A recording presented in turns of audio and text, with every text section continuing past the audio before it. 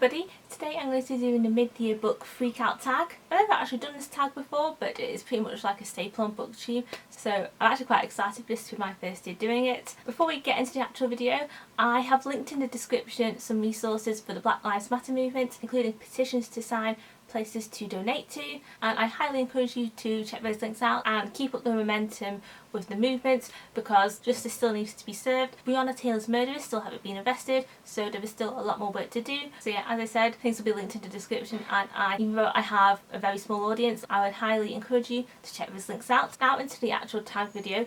The first question is, what is the best book you've read so far this year? And I actually have two books for this because I can't really decide which one I prefer out of the two of them. And those books are Queenie by Candice Carty-Williams and Normal People by Sally Rooney. Both of these books are ones that had like an emotional impact on me. Queenie is a really fantastic emotional story. It has a roller coaster of emotions. I think, especially with everything that's happening now, and like I just mentioned, the Black Lives Matter movement, there really isn't a better time to be reading this, as that is one of the topics that gets brought up in the book, along with general themes of like racism and the fetishization of black women. Queenie is a black Caribbean woman in the mid-20s who lives in London. The brief synopsis in this book describes it as a darkly comic and bitingly subversive take on life, love, race and family. Queenie will have you nodding in recognition, crying in solidarity and rooting for an unforgettable character. The other book is Normal People by Sally Rooney, which I'm sure you've all heard of by now, but even though when I first read this I gave it 4.5 stars, I think I would actually bump that rating up now,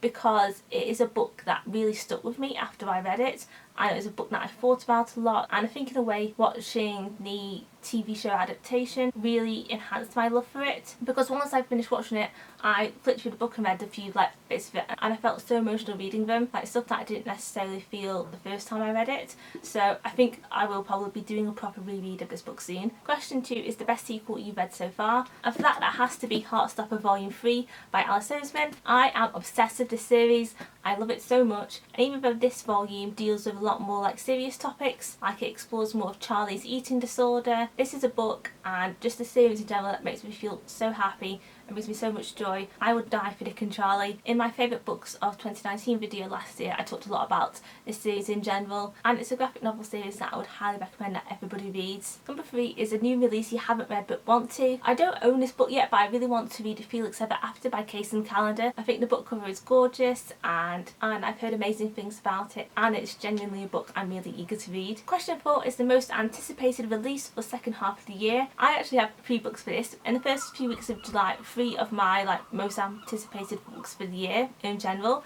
are coming out. Those books are Beautifully Foolish Endeavour by Hank Green, which is the sequel to An Absolutely Remarkable Thing, Loveless by Alice Oseman, which is an Arrow Ace Own Voices novel, and You Should See Me in the Crown by Leah Johnson, which I know is already out in the US, but it's coming out in UK on the 2nd of July. I have a Scribd account, and that book is already out on there. I can listen to the audiobook of it, but I really want to own a physical copy of the book, and I kind of want to read it mostly physically, and also my TBR for June has already been pretty packed, so I couldn't really fit it in. And one more book that is coming out in September is I Kissed Alice by Anna Birch. It was initially slated to be out in May, but because of COVID it's been pushed back quite a bit, so it's coming out in September now. But it's a book I am really excited to read. Question number 5 is what is your biggest disappointment of the year, and that would have to be The Gentleman's Guide to Vice and Virtue by Mackenzie Lee. I'd heard such good things about this book, and genuinely hadn't heard any negative reviews of it. I ended up listening to it via audiobook. I just found the plot so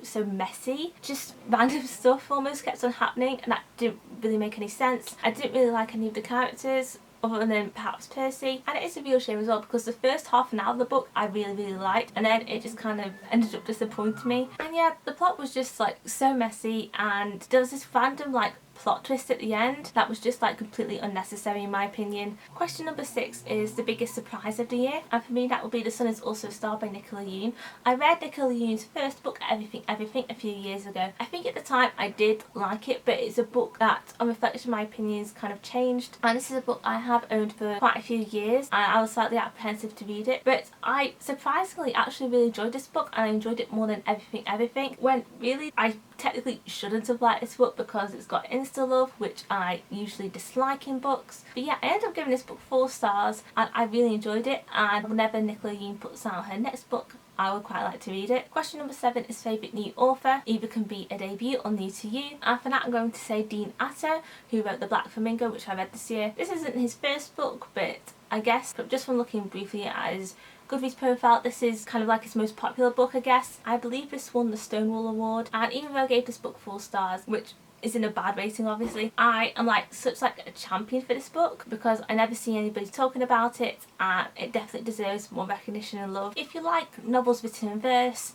and want to read a story about a gay mixed-race boy who's trying to figure out his identity and where he belongs, then I would definitely recommend this book. And I am going to read whatever Dean Atter publishes next and kind of make my way through his, and I'm going to read his previous works as well. Question number 8 is what is your new fictional crush? And I think I'm going to say Connell from Normal People again. That's probably mainly just because I watched a TV series and I fancy Paul Mescal. Question number 9 is newest favourite character, and again I'm going to repeat an answer. I'm going to say Queenie from Queenie. I did really love Queenie. She was a hot mess, but I mean that in a nicest possible way because I had so much sympathy for her and the struggle she went through. And yeah, I feel like if you read this book and you don't feel sorry for Queenie at least a little bit, then there's something wrong with you. Number 10 is a book that made you cry. I don't really cry at books a lot. I certainly haven't properly cried at a book in quite a few months. But the one I came